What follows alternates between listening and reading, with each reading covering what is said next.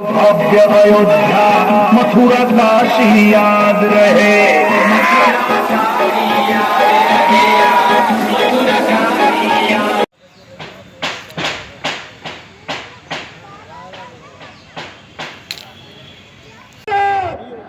योगी आदित्यनाथ, योगी आदित्यनाथ।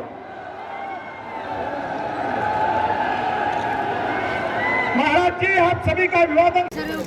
बहन बेबी रानी मौर्य जी, आदरणीय राकेश सचान जी, आदरणीय गिरीश यादव जी और मंच पर उपस्थित भारतीय जनता पार्टी के सभी नेतागण और आज मैनपुरी के सभी सम्मानित नागरिक। किसनी में हमारे कार्यकर्ता गए हैं, लेकिन भाइयों बहनों, कभी भी समाजवादी पार्टी के लोग एक बार करते हैं और इसलिए अब इसका नाम तो समाजवादी रखना भी मुझे लगता है यह अपने आप में जनता को भ्रम में डालने जैसा है। इन्होंने विकास कराया होगा, अपना किया है, अपने परिवार का किया है, अपने परिवार के बाहर किसी का नहीं किया है। किसी अन्य गरीब का जिसने भी उभरने का प्रयास किया उसके साथ क्या कुछ हुआ यह हर व्यक्ति जानता है।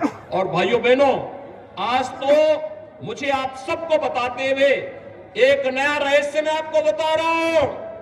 ये समाजवाद ये जेपी का समाजवाद नहीं है, डॉक्टर लोहिया का समाजवाद भी नहीं है। चचा शिवपाल तो डॉक्टर लोहिया के बारे में लिखते हैं, लेकिन उनको स्वयं नहीं मालूम होता है कि वे क्या लिख रहे हैं, उनको स्वयं नहीं मालूम है। ये समाजवाद के जो अलग अलग ब्रांड हैं वो एक खानदान में भी देखे जा सकते हैं।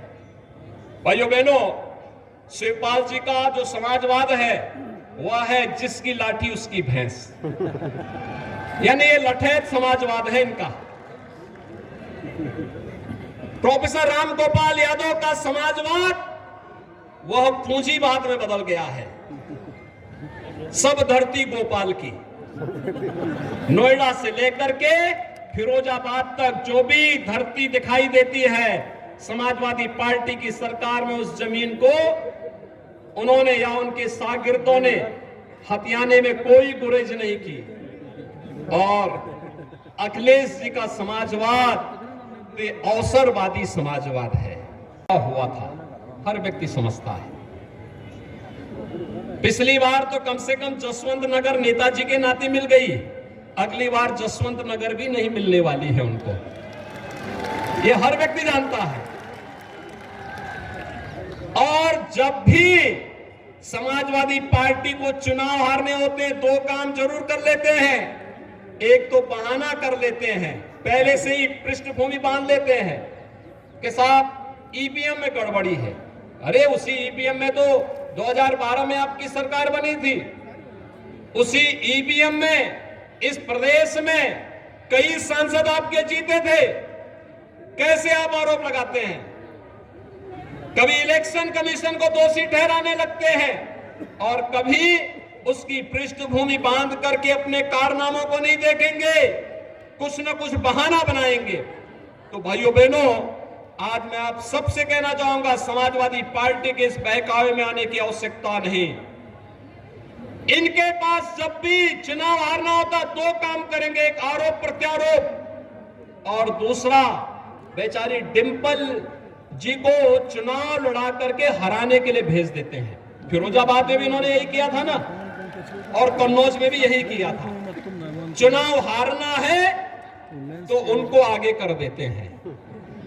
इसलिए भाइयों बहनों, मैं आप सबसे कहने के लिए आया हूं, एक अवसर है आप सबके सामने।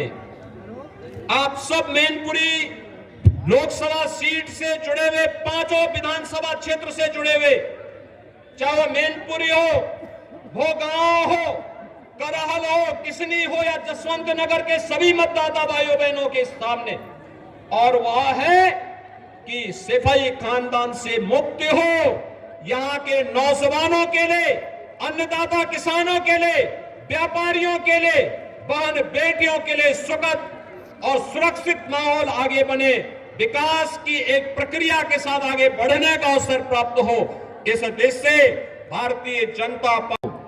भाइयों बहनों, कोरोना कालखंड में आपने देखा होगा, कोरोना कालखंड की बात छोड़िए, 8 महीने पहले विधानसभा के चुनाव हुए थे। मैनपुरी में हमारे विधायक, प्रदेश सरकार के मंत्री, वे लगातार मैनपुरी में रहते हैं। भोगांव से हमारे विधायक श्री राम नरेश अग्निहोत्री लगातार जनता की सेवा में है। करहल में आपने जिन्हें विधायक चुन करके भेजा, भाइयों बहनों, करहल में जीतने के बाद दूसरी बार जनता जनार्दन ने उनके दर्शन नहीं किए होंगे और 27 बार करहल में जनता जनार्दन की सेवा के लिए केंद्रीय मंत्री प्रोफेसर एसपी सिंह बघेल ही बार बार वहां गए हैं। किसनी में हमारे कार्यकर्ता गए हैं। लेकिन भाइयों बहनों, कभी भी समाजवादी पार्टी के लोग एक बार करते हैं और इसलिए अब इसका नाम तो समाजवादी रखना भी मुझे लगता है यह अपने आप में जनता को भ्रम में डालने जैसा है। इन्होंने विकास कराया होगा, अपना किया है, अपने परिवार का किया है, अपने परिवार के बाहर किसी का नहीं किया है। किसी अन्य गरीब का जिसने भी उभरने का प्रयास किया उसके साथ क्या कुछ हुआ यह हर व्यक्ति जानता है।